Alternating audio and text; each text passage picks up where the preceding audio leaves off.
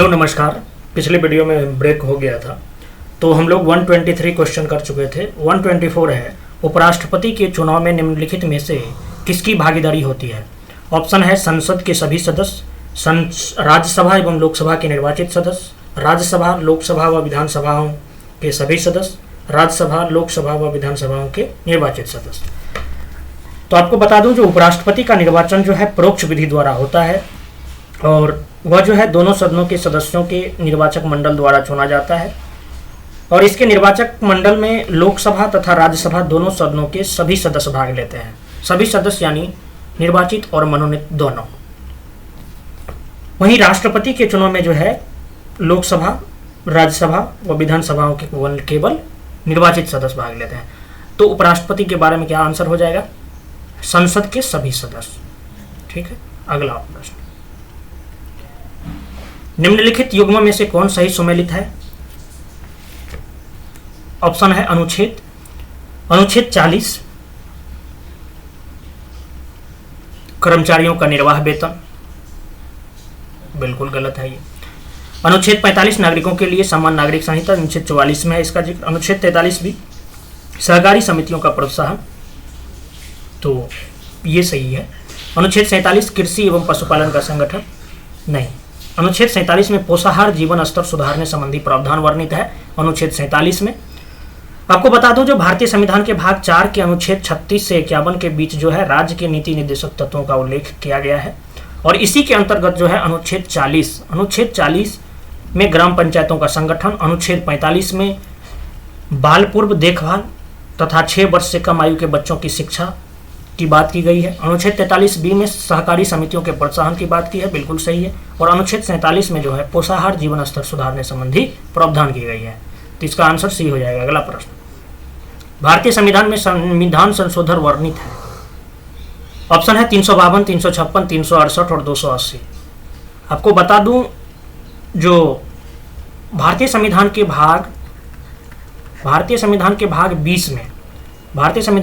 20 में अनुच्छेद 368 में जो है संसद को संविधान एवं इसकी व्यवस्था में संशोधन की शक्ति जो है प्रदान की गई है।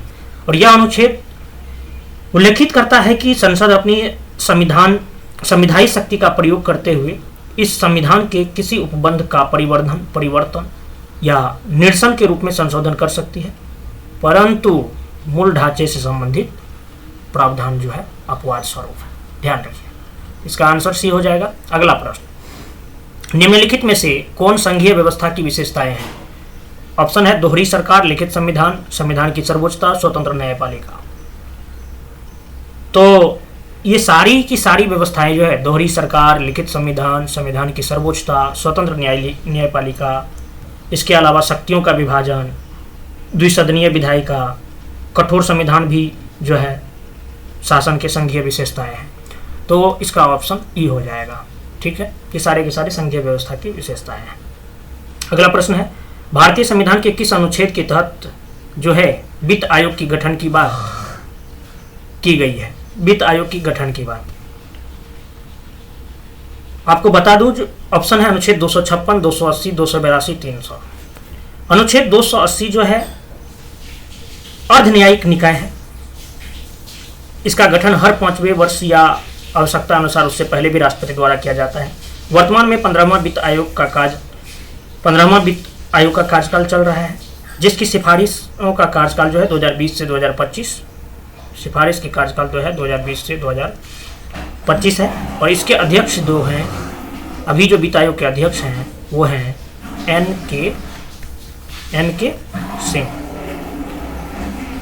ठीक है, तो इसका आंसर हो जाएगा किसमें जिक्र है? वित्त आयोग के गठन की बात की गई है, तो अनुच्छेद 280 में। अगला प्रश्न है, निम्नलिखित समितियों या आयोगों में कौन केंद्र राज्य संबंधों से संबंधित नहीं है? ऑप्शन है राजमन्नार समिति, सरकारी आयोग, दिनेश गोस्वामी समिति, MM पुंछी आयोग। तो केंद्र राज्य संबंधों को मजबूत करने हेतु जो है सरकार द्वारा समय समय पर कई समितियों, जैसे कि राजमन्नार समिति, तो राजमन्नार समिति ये 1969 में बना था। सरकारिया आयोग जो है 1983 में बना था। दिनेश गोस्वामी समिति, ये सब चुनाव सुधार समिति थी। और एम पुंछी आयोग जो है ये 2007 में बना था। तो समय समय पर कई समितियों का गठन करता है। तो इसमें राजमन्नार समिति, सरकारिया आयोग, एम पुंछी आयोग का गठन जो है किया गया था। जबकि ये जो दिनेश गोस्वामी समिति, इसी तरह तारकुंड समिति, इंद्रजीत गुप्ता समिति, ये सभी जो समिति थे ये सब चुनावी सुधार समिति थे। तो निम्नलिखित समिति आयोग में से कौन केंद्र राज्य संबंधों से संबंधित नहीं है? तो दिनेश गोस्वामी समिति नहीं है। ये किससे संबंधित था? ये चुनावी सुधार से संबंधित था। ठीक है, अगला प्रश्न, तो इसका आंसर हो जाएगा सी। अगला प्रश्न है, राज्य सूची के किसी विषय पर आपातकाल की स्थिति में संसद को कानून बनाने की शक्ति किस अनुच्छेद में वर्णित है? ऑप्शन है 249, 250, 252 और 253। भारतीय संविधान के भाग 11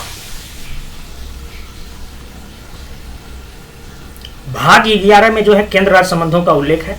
केंद्र राज्य संबंधों को 3 भागों में बांटा गया है।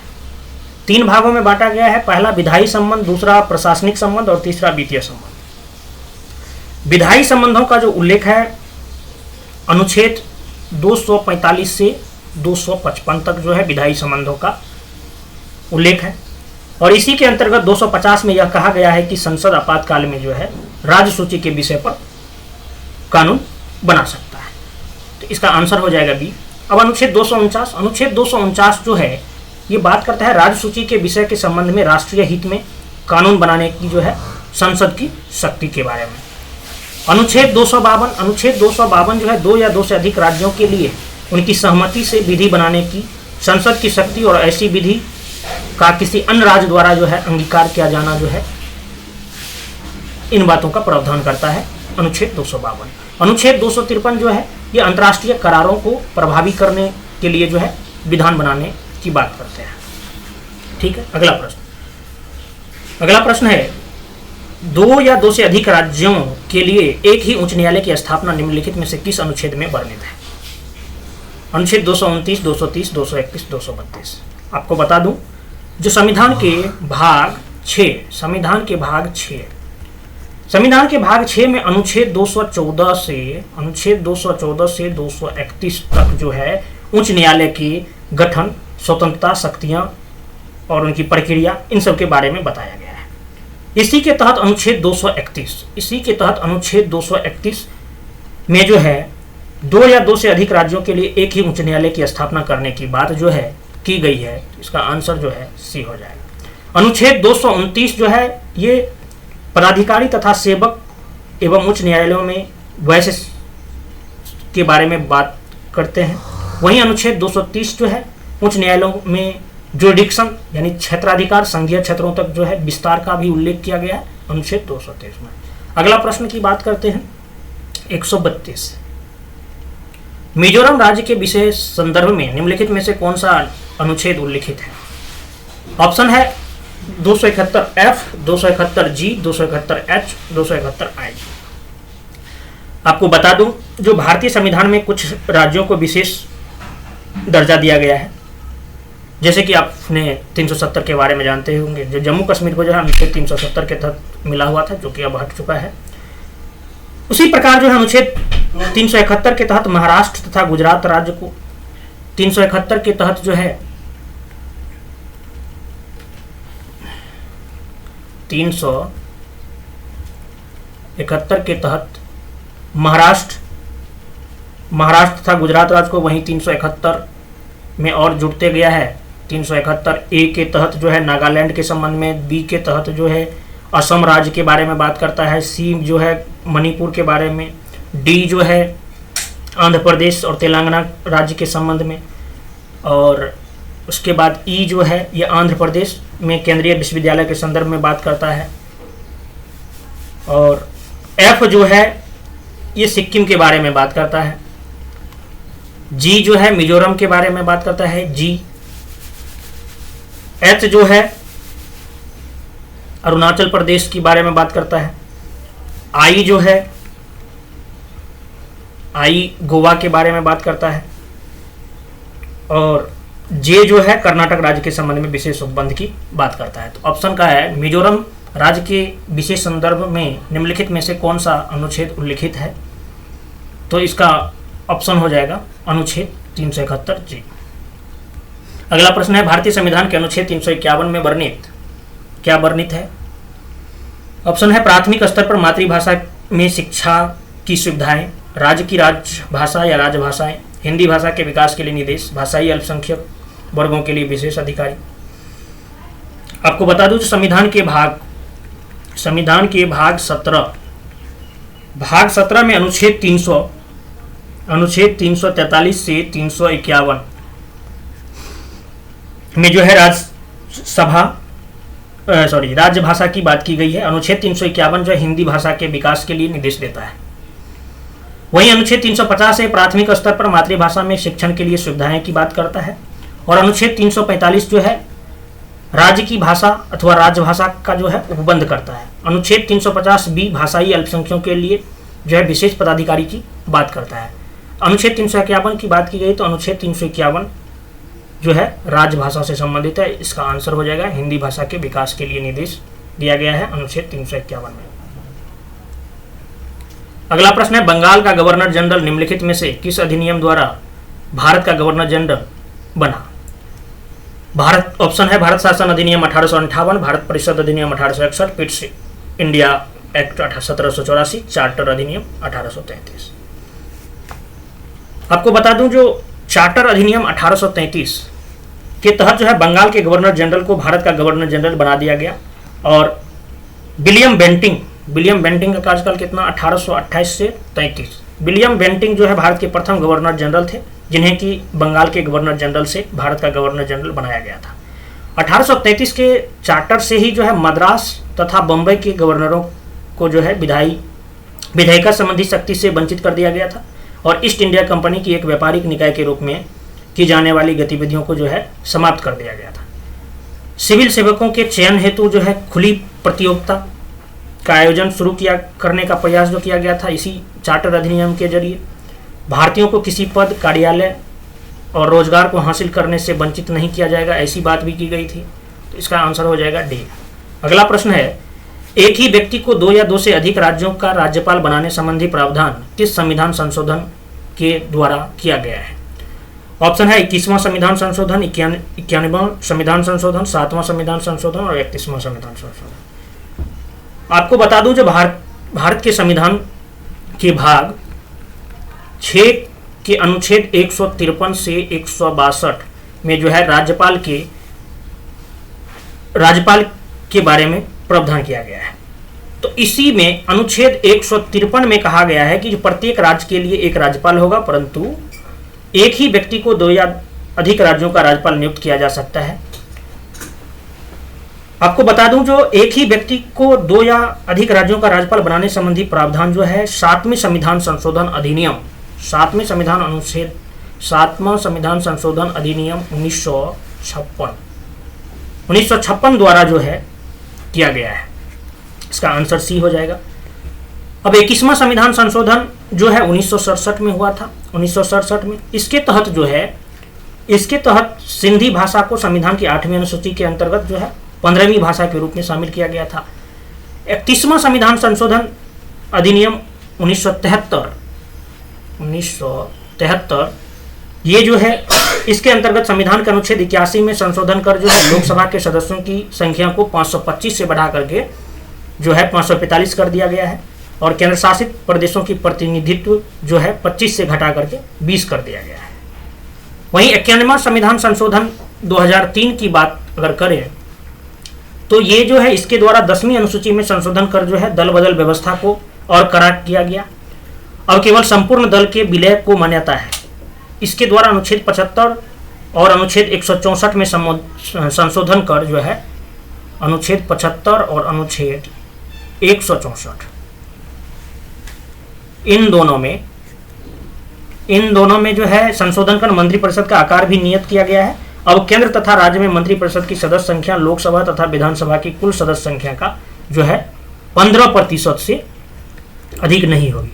किंतु जहां सदन की सदस्य संख्या 40 या उससे कम है वहां जो है अधिकतम 12 होगी, ऐसी बात जो है की गई है। अगला प्रश्न है, तो इसका आंसर हो जाएगा सी। अगला प्रश्न है, जो विधानसभा के विघटन के बाद भी उसका अध्यक्ष पद पर बना रहता है, कब तक? ऑप्शन है, विधानसभा के विघटन के बाद गठित विधानसभा की पहली बैठक से ठीक पूर्व तक, नए अध्यक्ष के चुने जाने तक, जब तक वह चाहता है तब तक, या चुनाव परिणाम आने तक। आपको बता दूं, जो विधानसभाओं की संरचना या गठन संबंधी प्रावधान जो है अनुच्छेद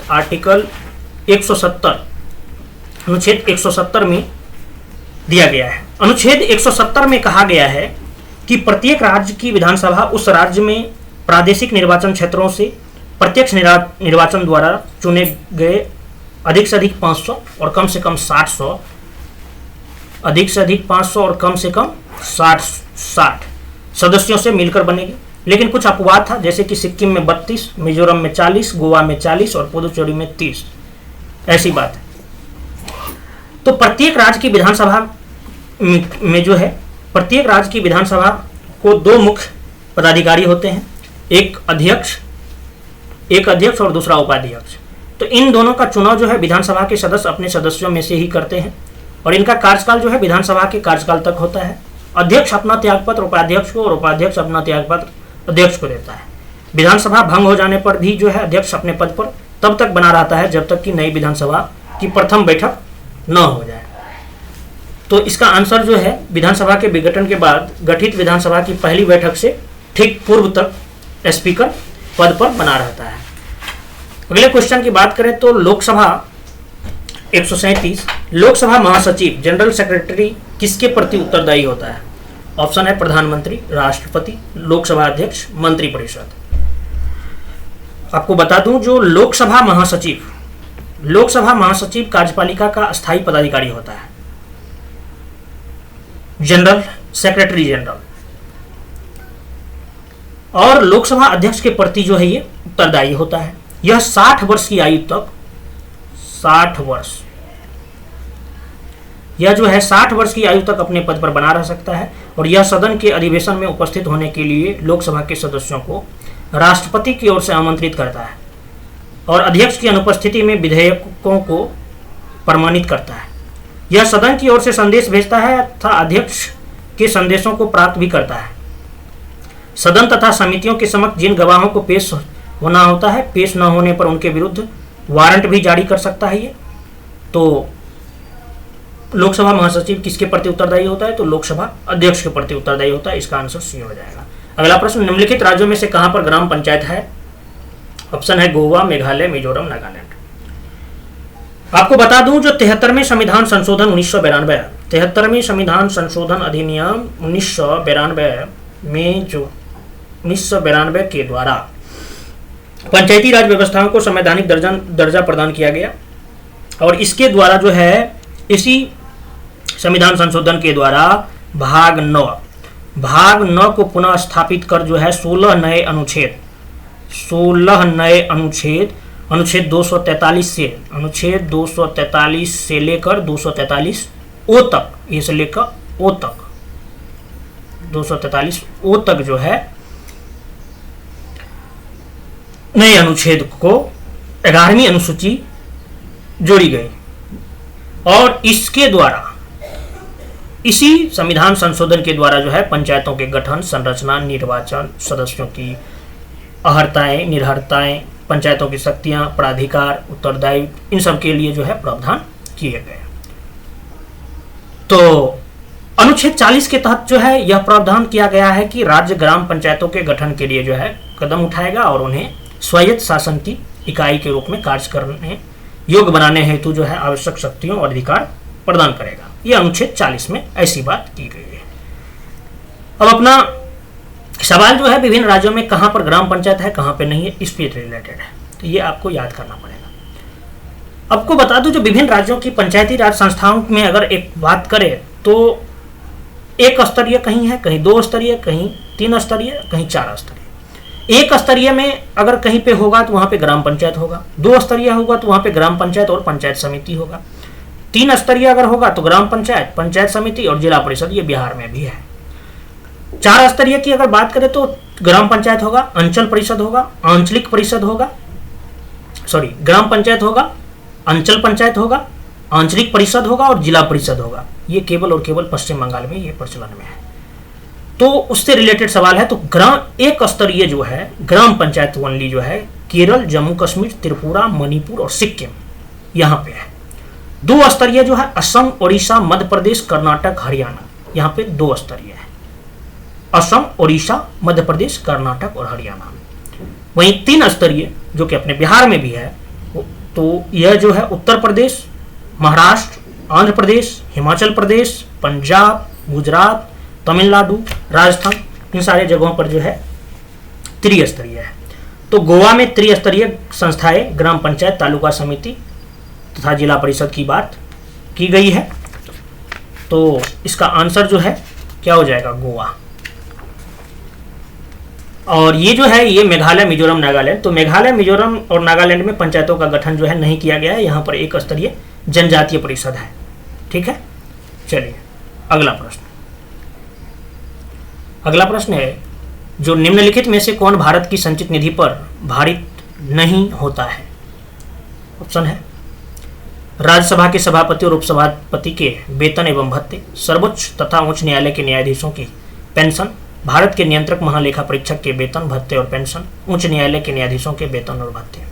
आपको बता दूं, जो भारत के संविधान के अनुच्छेद 112 अनुच्छेद 112 के सब सेक्शन 3 में कहा गया है जो भारत की संचित निधि पर भारित्व ये सब होगा। उनमें किन किन बातें हैं? तो जैसे कि भारत के वेतन और भत्ते तथा उसके पद से संबंधित जो भी खर्चे हैं वो संचित निधि पर भारित होगा।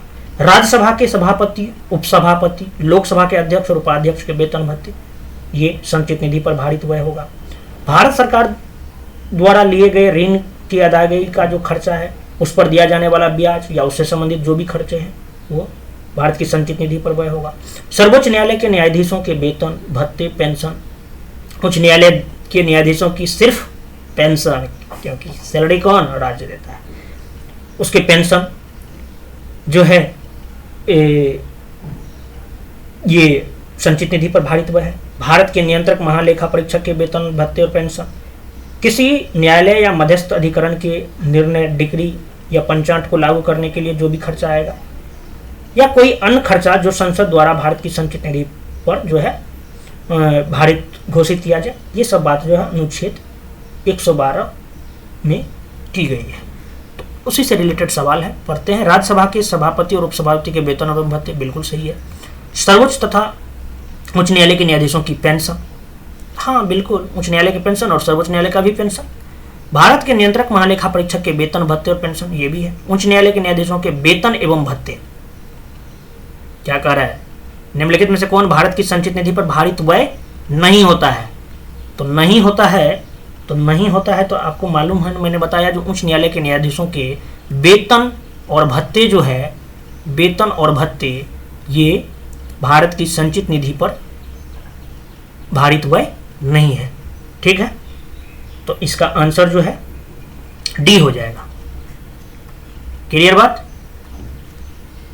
अगला प्रश्न, निम्नलिखित में से किस अनुच्छेद के अंतर्गत अवशिष्ट शक्तियों का उल्लेख किया गया है? अनुच्छेद 245, 248, 247, 250। आपको बता दूं, जो अनुच्छेद 248 जो है अवशिष्ट विधायी शक्तियों के बारे में बात करता है। यहां अवशिष्ट विधायी शक्तियों से तात्पर्य ऐसे विषयों पर विधि बनाने की शक्ति से है जिसका उल्लेख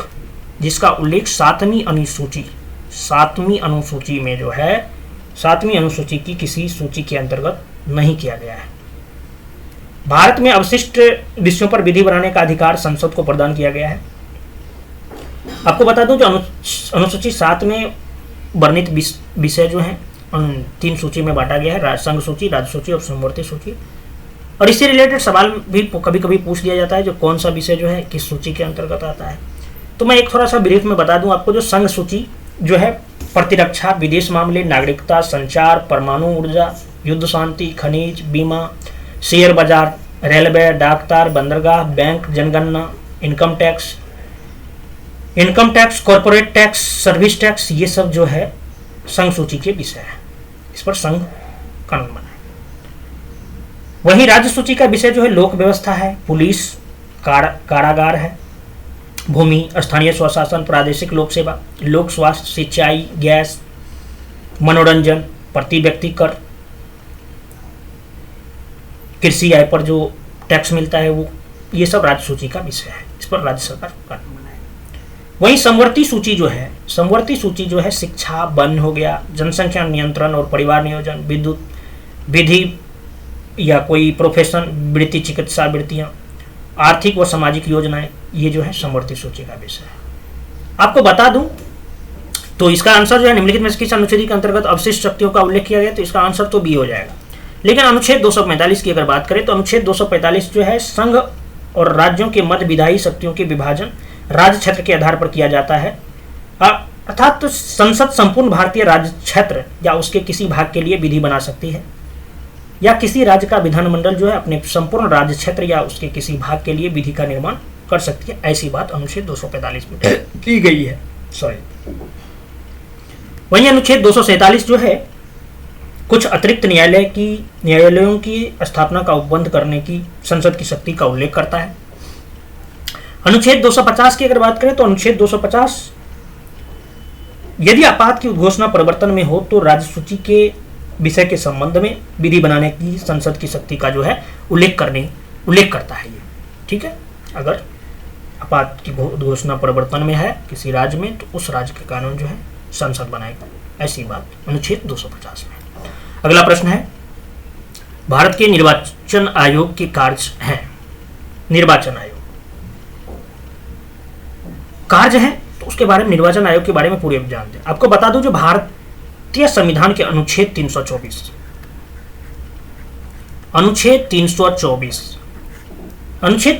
के तहत निर्वाचन आयोग के बारे में जो है उपबंध किया गया है। भारत का निर्वाचन आयोग एक जो है, भारत का निर्वाचन आयोग कैसी संस्था है? एक संवैधानिक निकाय है।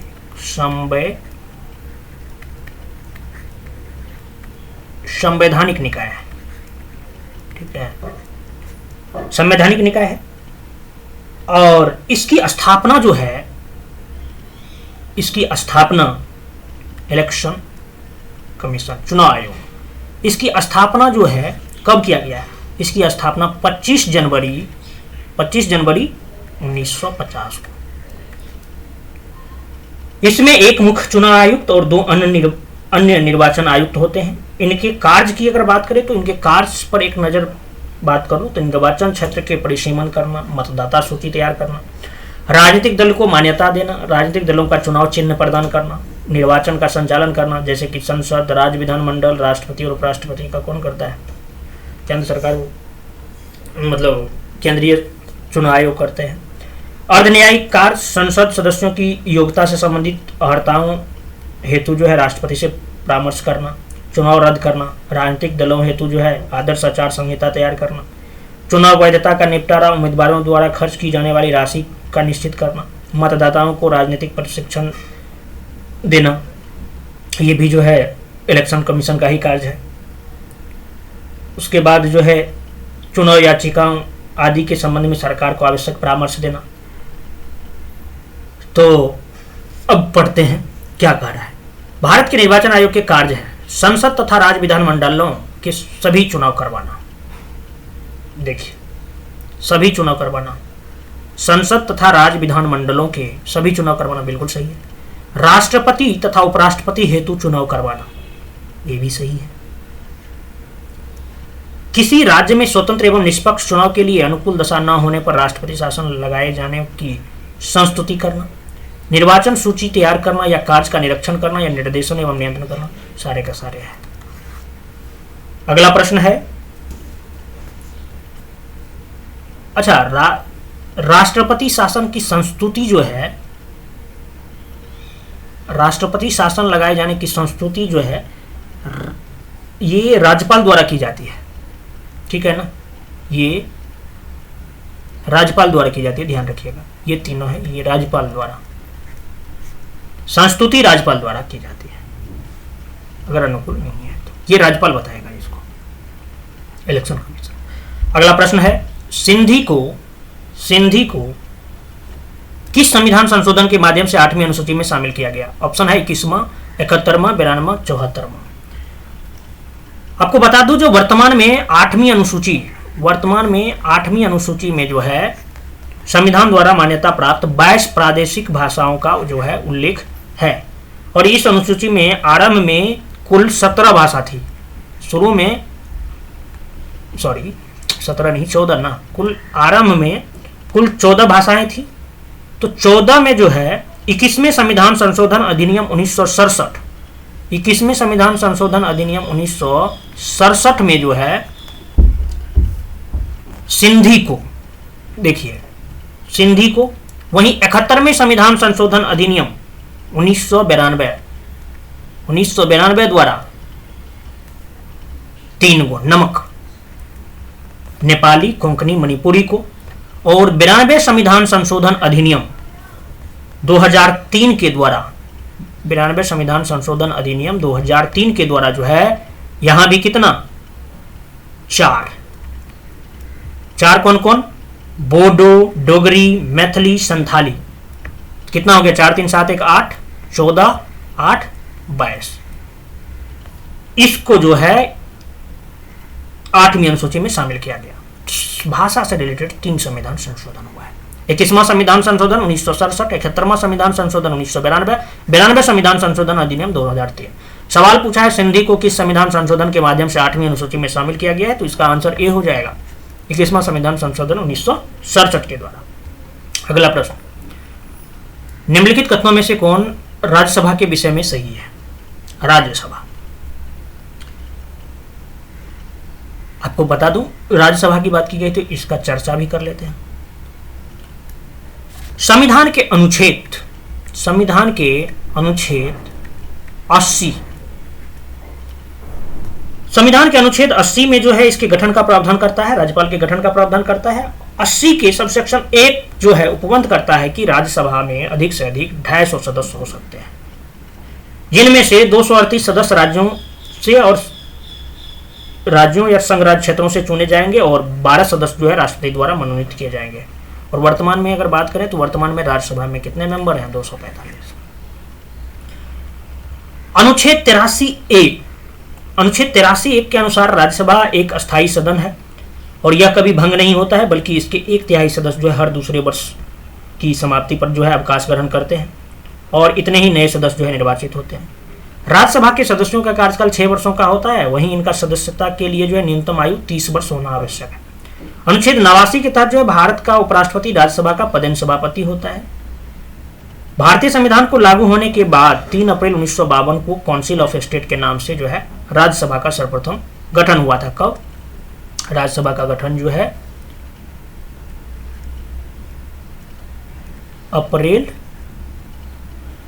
3 अप्रैल 1952 को काउंसिल ऑफ स्टेट के नाम से जो है गठन हुआ था और इसकी प्रथम बैठक 13 मई को हुआ था। प्रथम बैठक 13 मई 1952 को हुई थी, ये भी ध्यान रखिए। अब इसको पढ़ते हैं क्या कह रहा है। जो राज्यसभा के विषय में कौन सा सही है? इसका कार्यकाल 5 वर्ष का होता है। कितना वर्ष का होता है? इसका कार्यकाल जो है 6 वर्षों का होता है, तो ये गलत है। प्रत्येक 2 वर्ष बाद इसके 2/3 सदस्यों का कार्यकाल समाप्त हो जाता है। मैंने क्या बोला? जो अनुच्छेद 83 के अनुसार राज्यसभा एक अस्थायी सदन है, यह कभी भंग नहीं होगा, लेकिन इसके 1/3 सदस्य हर दूसरे वर्ष की समाप्ति पर अवकाश ग्रहण करते हैं और इतने ही सदस्य निर्वाचित भी होते हैं। 1/3 नहीं, यहाँ 2/3 नहीं, 1/3, ये भी गलत है। अगला बात, तो इसके सदस्य 25 वर्ष से कम आयु के नहीं होंगे। अरे भाई नहीं, 30 वर्ष, ठीक है। अगला है संविधान के अनुच्छेद 80 में इसके गठन का प्रावधान किया, बिल्कुल सही बात है ये। और पूछ रहा है जो राज्यसभा के विषय में कौन सा सही है, तो डी हो जाएगा। अगला प्रश्न, कोई भी संविधान संशोधन कानून भारतीय सर्वोच्च न्यायालय द्वारा असंवैधानिक घोषित किया जा सकता है यदि वह ऑप्शन पढ़ लेते हैं। वर्तमान द्विस्तरीय संघीय व्यवस्था के साथ वर्तमान द्विस्तरीय संघीय व्यवस्था के स्थान पर 3 स्तरीय व्यवस्था स्थापित करता है। विधि के समक्ष समानता के अधिकार को भाग 3 से हटाकर संविधान में अन्यत्र कहीं रखता है। कार्यकारिणी की संसदीय व्यवस्था के स्थान पर अध्यक्षात्मक व्यवस्था कर रखता है। सर्वोच्च न्यायालय के भार को कम करने हेतु एक संघीय अपीलीय न्यायालय स्थापित करता है। सवाल को बढ़िया से पढ़िए। कह रहा है कोई भी संविधान संशोधन कानून भारतीय सर्वोच्च न्यायालय द्वारा असंवैधानिक घोषित किया जा सकता है। कब घोषित किया जा सकता है? ये 4 ऑप्शन दिया गया। आपको बता दूं, जो कोई भी संविधान संशोधन कानून जो है भारतीय सर्वोच्च न्यायालय द्वारा असंवैधानिक घोषित किया जा सकता है यदि वह विधि के समक्ष समानता के अधिकार की बात कब की, कहां पे की गई है? विधि के समक्ष समानता के अधिकार की भाग 3 से हटा करके संविधान से अन्यत्र कहीं रखा जाता है। संविधान के भाग 3 के अनुच्छेद 12 से 35 जो है 12 से 35 के बीच मौलिक अधिकारों का विवेचन है। संविधान के मूल ढांचे में मौलिक अधिकार भी आते हैं। विधि के समक्ष समानता का अधिकार अनुच्छेद 14 जो है विधि के समक्ष समानता के अधिकार को भाग 3 से हटाकर संविधान के अन्यत्र कहीं रखता है। तो इसका स्थापना जो है अन्यत्र स्थापन इसको जो है विधिक अधिकार बना देगा। तो ये आंसर भी हो जाएगा। यदि वह विधि के समक्ष समानता के अधिकार को भाग 3 से हटा करके संविधान में अन्यत्र कहीं रखता है तो संवैधानिक घोषित किया जाएगा। क्लियर बात? अगला प्रश्न, क्योंकि मूल ढांचे की बात की गई है। अगला प्रश्न है जो निम्नलिखित युग्मों में से कौन सही सुमेलित नहीं है? विषय है और सूची है। मैंने अभी भी बात किया है विषय सूची को। तो वन जो है वन समवर्ती सूची का विषय है। कार्य सुमेलित नहीं है, सुमेलित नहीं है। अच्छा, तो वन समवर्ती सूची के विषय है, सही है। शेयर बाजार जो है ये आपको मैंने बताया अभी, जो शेयर बाजार संघ सूची का विषय है भाई। शेयर बाजार संघ सूची का विषय है, न कि समवर्ती सूची का। वहीं डाकघर बचत बैंक ये संघीय सूची का विषय है। जन स्वास्थ्य राज्य सूची का विषय है। तो अनुसूची 7 में जो वर्णित सूची है संघ सूची, राज्य सूची, समवर्ती सूची, उसी से रिलेटेड सवाल था। कार्य कौन सम्मिलित नहीं है? तो इसका आंसर बी हो जाएगा। अगला प्रश्न है निम्नलिखित में से किन अनुच्छेदों को राष्ट्रीय आपातकाल के दौरान निलंबित नहीं किया जा सकता है? ऑप्शन है अनुच्छेद 14, 15, अनुच्छेद 19, 20, अनुच्छेद 20, 21, अनुच्छेद 21 और 22। देखिए सवाल ये बहुत ही अच्छा है। आपको बता दूं, जो अनुच्छेद 358 के अनुसार कहा गया है कि युद्ध या बाह्य आक्रमण के आधार पर घोषित आपात के समय ही जो है अनुच्छेद 358 कहता है कि युद्ध या बाह्य आक्रमण के आधार पर घोषित आपात के समय ही जो है अनुच्छेद 29 जो है, सॉरी अनुच्छेद 19 स्वतः निलंबित हो जाएगा। परंतु सशस्त्र विद्रोह के आधार पर घोषित आपात के दौरान इसका निलंबन नहीं होगा। क्लियर बात? ये बात अनुच्छेद 358 कहा था। वहीं अनुच्छेद 359 जो है, अनुच्छेद 359 में कहा गया है कि राष्ट्रपति राष्ट्रीय आपातकाल के दौरान सभी मूल अधिकारों को निलंबित कर सकता है। निलंबित कर सकता है सभी को, सभी सिवाय अनुच्छेद 20 एंड अनुच्छेद 21 के। तो अगर कहा जाए इस प्रकार, अनुच्छेद 20 और 21 ऐसे अनुच्छेद हैं जिन्हें कभी भी निलंबित नहीं किया जा सकता है। और क्वेश्चन भी यही पूछ रहा है। इसका आंसर जो है सी हो जाएगा।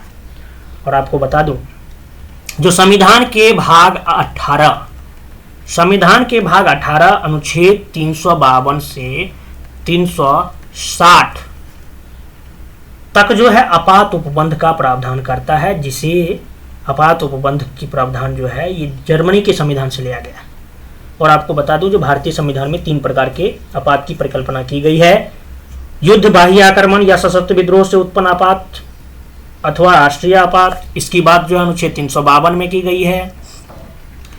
352, उसके बाद 4 जोड़ लो, 356 में जो है राज्यों में संवैधानिक तंत्र के विफल होने से उत्पन्न आपात या राष्ट्रपति शासन भी बोलते हैं इसको, ये अनुच्छेद 356। 52, 56, 60, 360 जो है ये बीती आपात है 360 की, ठीक है। यही 3 आपात की चर्चा जो है की गई है। तो इसका आंसर हो जाएगा सही। अगला प्रश्न, निम्नलिखित में से कौन 21वें विधि आयोग के अध्यक्ष हैं? आपको बता दूं जो विधिक मामले में सलाह, अच्छा इसका ऑप्शन है न्यायमूर्ति एपी शाह, न्यायमूर्ति बलबीर सिंह चौहान, न्यायमूर्ति एम जगन्नाथ राव, न्यायमूर्ति केएन सिंह। विधिक मामले में सलाह एवं परामर्श देने के लिए भारत सरकार द्वारा समय समय पर विधि आयोग का गठन किया जाता रहा है। भारत का विधि आयोग जो है एक गैर संवैधानिक निकाय है। और विधि आयोग कैसी निकाय है?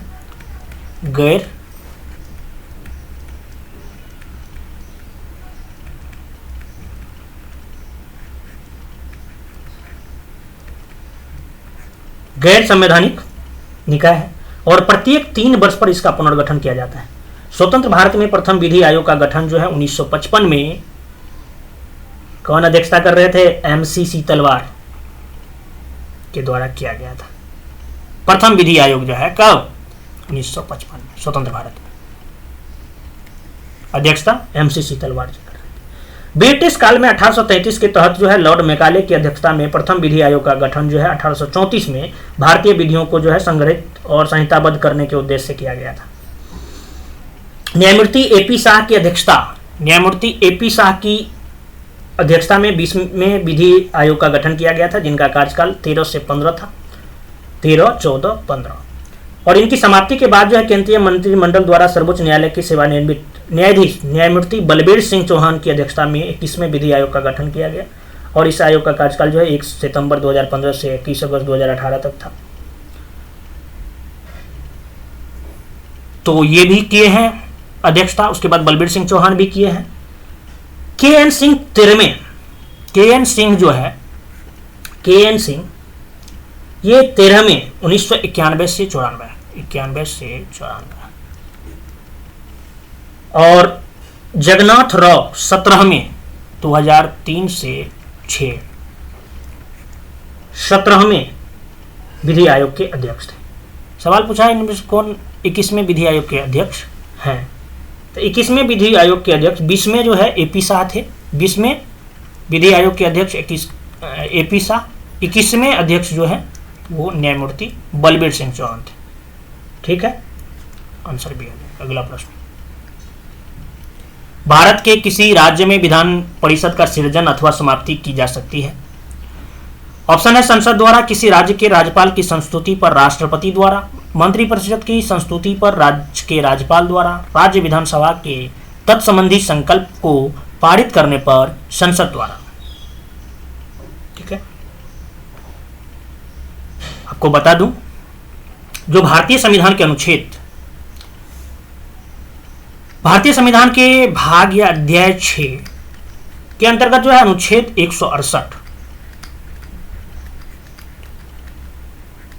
168 से 212 तक जो है राज्यों के विधानमंडल और उसकी कार्यवाहियों का जो है विवरण है। तो इसी के बीच आता है 169। अनुच्छेद 169 में जो है राज्यों में विधान परिषद के गठन और उसकी समाप्ति का जो है वर्णन है। और इस अनुच्छेद के अनुसार किसी राज्य की विधानसभा द्वारा संकल्प पारित करके संसद द्वारा अनुमोदन कर वहां जो है विधान परिषद का गठन या उसका समापन किया जा सकता है। राज्य विधान परिषद की सदस्य संख्या जो है विधानसभा की सदस्य संख्या के 1/3 से अधिक नहीं होना चाहिए। अच्छा, वर्तमान में कहाँ विधान परिषद है? बिहार, उत्तर प्रदेश, कर्नाटक, तेलंगाना, आंध्र प्रदेश और महाराष्ट्र। ठीक है ना, 6 है टोटल। तो ये पूछ रहा है भारत के किसी राज्य में विधान परिषद का सृजन अथवा समाप्ति की जा सकती है। किसके समाप्ति की जा सकती है? राज्य विधानसभा के तत्संबंधी संकल्प को पारित करने पर संसद द्वारा आंसर जी हो जाएगा। अगला प्रश्न, निम्नलिखित में से कौन संविधान में 42वें संविधान संशोधन द्वारा नीति निर्देशक तत्वों में नहीं जोड़ा गया? ऑप्शन है शोषण के बच्चों एवं वयस्कों की सुरक्षा, समान न्याय एवं निःशुल्क कानूनी सलाह, समान नागरिक संहिता, उद्योगों के प्रबंध में श्रमिकों की भागीदारी। अनुच्छेद 44 में जो है समान नागरिक संहिता के विषय में बताया गया है। 44 और अनुच्छेद 44 संविधान के मूल प्रवर्तन के समय से ही जो है विद्यमान है। 42वें संविधान संशोधन 1976 के द्वारा 4 नए नीति निर्देशक तत्व को जोड़ा गया था। 42वें संविधान संशोधन द्वारा जो है 1976 में 4 नीति निर्देशक तत्वों को जोड़ा गया था। 4 डीपीएसपी को जोड़ा गया था। तो कौन कौन था भाई? तो एक था अनुच्छेद 39 अनुच्छेद 39